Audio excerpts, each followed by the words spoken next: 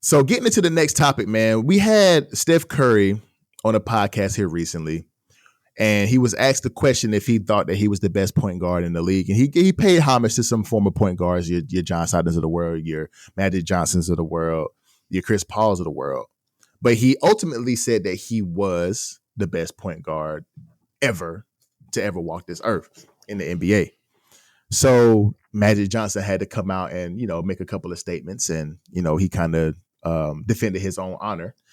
D-Lo, how do you feel about Steph Curry saying that he's the best point guard, and what do you think about what Magic Johnson said in response to Steph?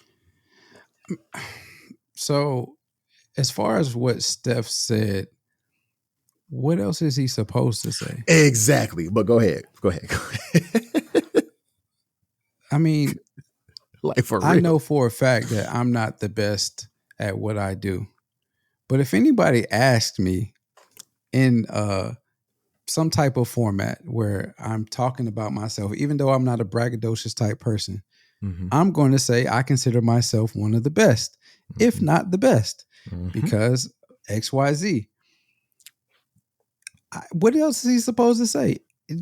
Like we try to make, for the most part, we love when our athletes are very arrogant, and unless they're women apparently, but go ahead. Unless they're women, right? But we like when they're that way, because it seems to spark a mentality that most of us actually don't have, that we want to have, and it makes us see them in a different light.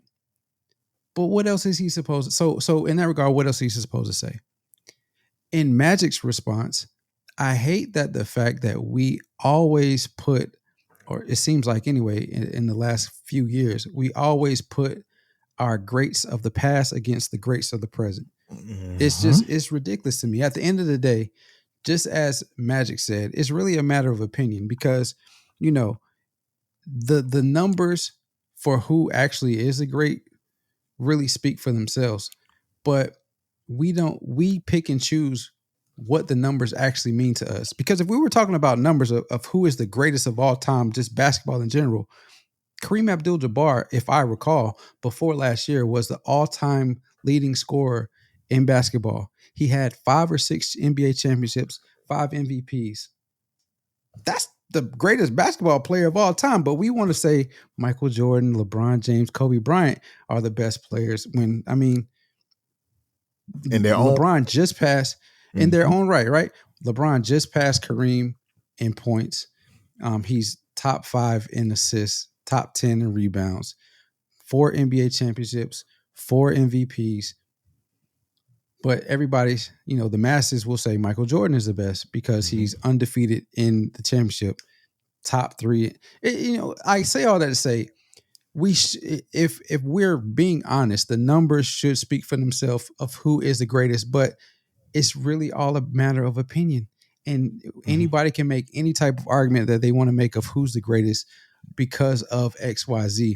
And so Magic said, what did Magic say? He said, so if he has more than 5 championships, if he has more than 3 finals MVPs, more than 3 league MVPs, then yeah, he's the greatest. If he has more than, if he's more than number 1 in assists all time in the finals, if he's more than number 2 all time in double doubles, and number 1 in triple doubles all time in NBA playoffs, number 4 in steals at all time in the playoffs, if he has more than that, then yeah, he's the best of all time. So again, Magic is giving you the numbers, the actual hard facts of why he is better than Steph Curry. But somebody will say Steph is the best because of what he did to the game of basketball with the 3-pointers. Yep. So we pick and choose what we want to use as a filter for who's the best of all time in whatever, it's just basketball in general or in the position. What else is Steph supposed to say?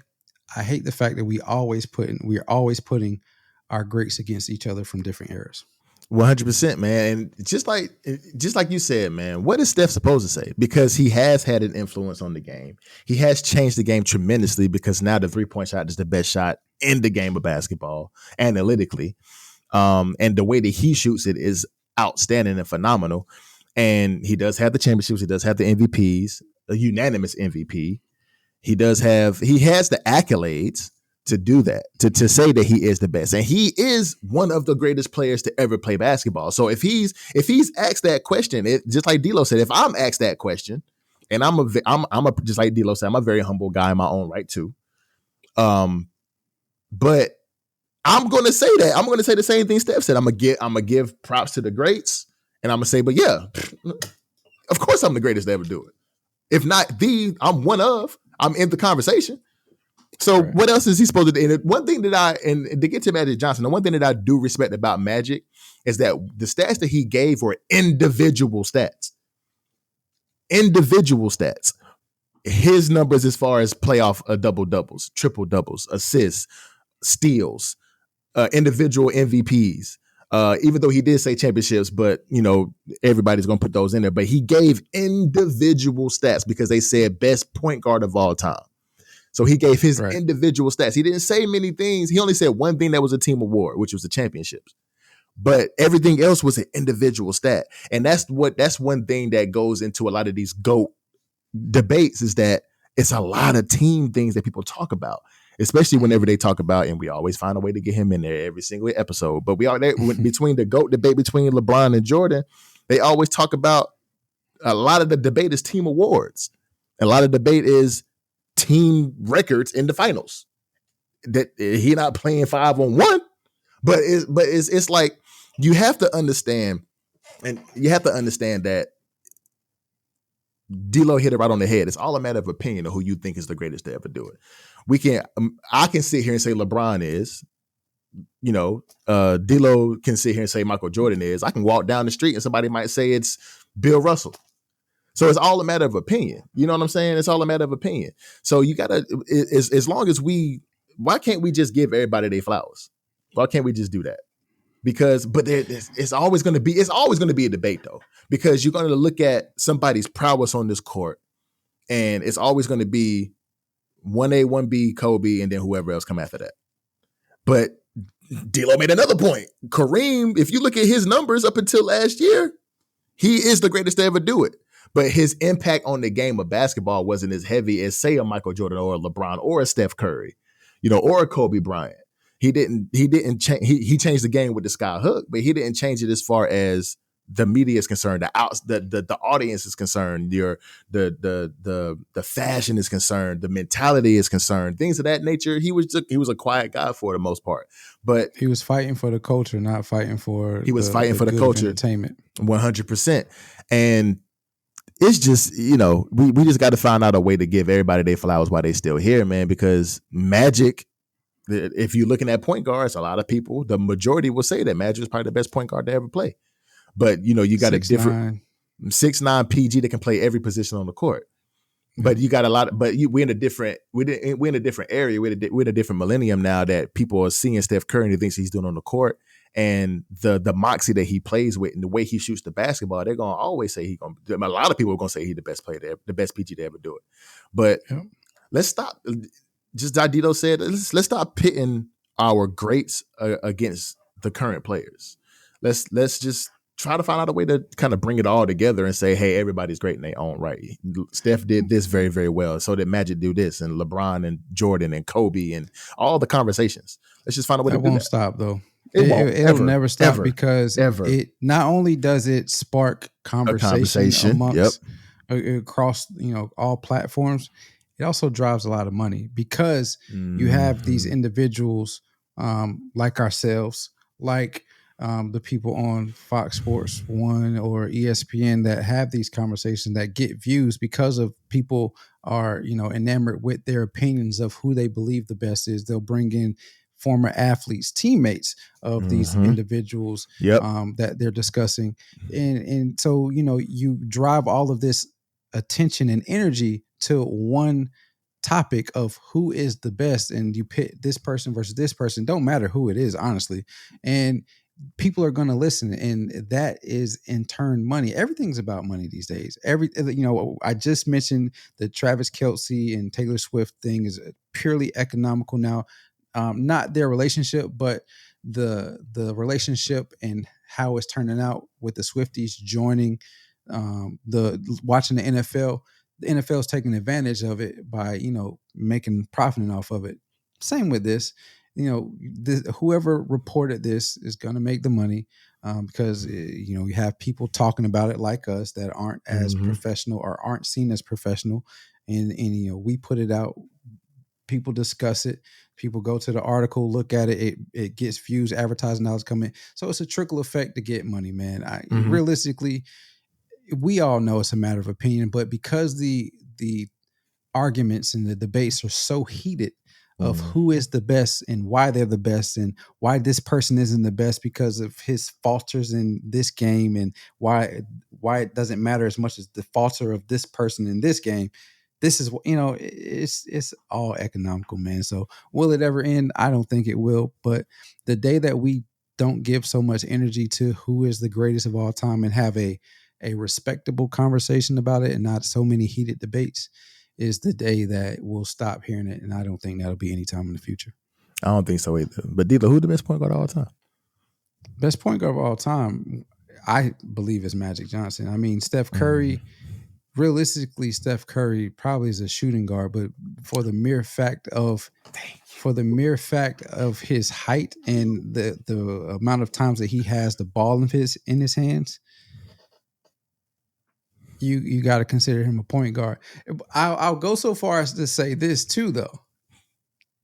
It's Magic, and then you're gonna like this one, and then I'm gonna go with Gilbert Arenas. It's LeBron.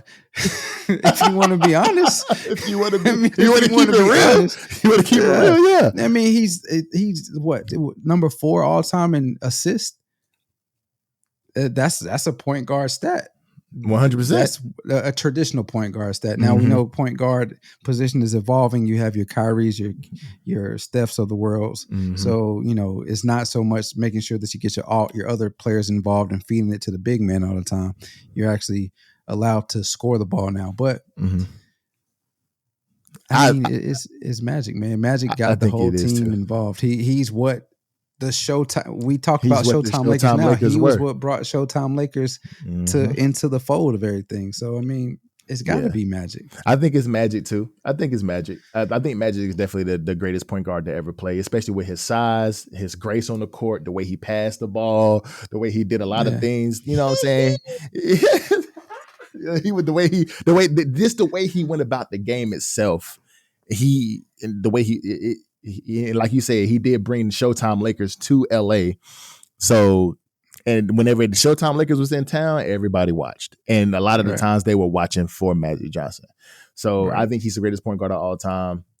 Steph Curry is up there. Steph is up there. But to your point, and what I've been trying to tell everybody I talk to about this, Steph is a traditional shooting guard. He's a traditional shooting guard. He should be playing shooting guard, which is why I'm excited to see Chris Paul in Golden State, because Chris Paul, your boy, he my boy too. Point guard. The point guard is now in Golden State. So I'm excited to see how him running the traditional point and Steph being at the shooting guard position, how that's going to work out, because he can now, and he don't have as much responsibility on. Now he can just run around like he always do and make everybody tired and then shoot threes. He can do that now because he ain't got to bring the ball up court, because you got Chris Paul for that now. So Magic, Too Complex has said that Magic is the best point guard of all time. Steph, you still a beast. You still a beast. I remember playing against your behind when we played against you at Davidson, and I was tired, but I'm not gonna talk about that. But because I was guarding your behind and I was running around chasing you the whole time, you punk. But he's still great. He's still great. He's still great. Okay. He's still great. He's still great in his own right too, man. And Steph had all right to say that, because what else? Like D'Lo said, in his own right, he is great. He is great. Well, yeah, he is great. Let me not say that. He is great. That's true. Yeah. He is great. So, and he had all right to say that, because what else is he gonna say? He is one of the greatest of all time. That's a fact. That's a fact. So, not to step on your ending of the segment, you're wrapping up of the segment. What's up? But what you just said sparked it. Why is it that we allow certain individuals to be arrogant, and then the ones that were humble for so long, and now they start to show a bit of arrogance. Why do we get rubbed the wrong way about that? I don't know. Okay. That is interesting to say. Because for so long, LeBron was humble, right? And it even rubs me the wrong way. I'm gonna be honest with you.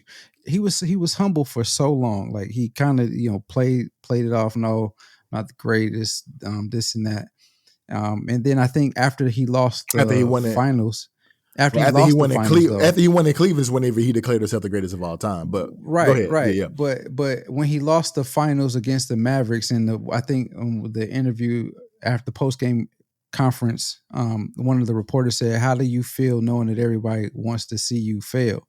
And he's like, "I don't care, because at the end of the day, these individuals got to go back to doing what they were doing today, going back to their lives yesterday, and I'm gonna go on and do the things with my life as I see fit, and trying to figure out how to be the best that I can." It seems like ever since then he's been more arrogant about his position in basketball. Why is it that the Steph Currys of the world, the LeBrons of the world, those individuals that held those positions and characteristics of being humble, when they are arrogant, we get rubbed the wrong way about that. It ruffles feathers because it's something that is out of the ordinary for that person. So say for instance, I've been told that I have a good mix of humble confidence, right? If I was to turn that humble off and be arrogant all the time, it would rub you the wrong way, because you're used to me being a certain type of person. So it's the same thing with the NBA. I know you personally, though. True, but I know the true you. Whereas we know of these individuals. We want to think we know them personally, but we don't really know these people personally. But see that's just like the J. Cole line. He was like, "I tell my story in front of strangers who know a nigga far too well." Oh, I didn't mean to say the N word, but you know what I mean. But Jay said that. He said, "I tell my story in front of strangers who know me far too well." And that's the danger. They know me better than I know myself, right? So that's how people feel about Steph and LeBron, because they see their life on the court, on social media, and different interviews. So whenever they see something different out of that person, it's like, damn, where this come from? Who is this person I'm watching on TV right now? I don't understand that. And that, like you said, it ruffles my feathers a little bit too. With this, just like whenever he gave that speech at the SBC, he was like, I was like, bruh, come on now. Like, really? Like, that you had to say that? Like, lucky for y'all, it ain't over yet. Like, what you mean lucky for y'all? Like, what you mean, bruh? What do you mean by that? Like, you know what I'm saying? Like, what do you mean by that? He wasn't really talking to us. He was talking to the NBA. True. Who he's talking to. True, because y'all bring that revenue in. Y'all can still make money off of me. You can bring that revenue in. But I mean, I think this ruffles people's feathers because they're not used to seeing that side of them. And they used to seeing that real laid back, kind of humble, humble confidence that I kind of call it, because they're still confident, but they just kind of keep it on the rest because they know that that's not their persona. But whenever people see it, it's like, ugh, it's like that's stank. Right. You know what I'm saying? So I kind of see that. I kind of see why people get like that. Yeah. Yeah. Thank you for watching this video. If you've made it this far and you like what you see, there's a video on the screen right here. Make sure you click that and view that. We think you're going to love it. Also, that subscribe button that's right there on the screen, go ahead and hit that. We still got that goal of 450. And when you're on all of your streaming platforms, wherever you find your podcasts.